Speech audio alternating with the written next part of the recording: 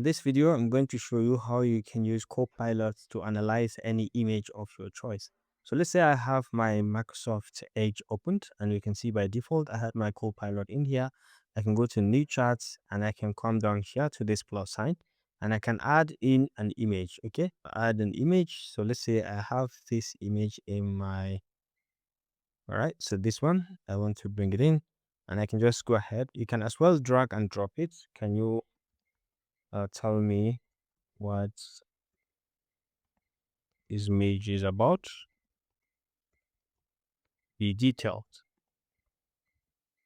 Yes, so you can see directly it has given you this image is about a promotional poster designed to encourage people to start a Toastmasters club in Zaria, visually structured to highlight both the purpose of the event and the practical details. Okay, these are the purpose, visual elements, and then event details and call to action.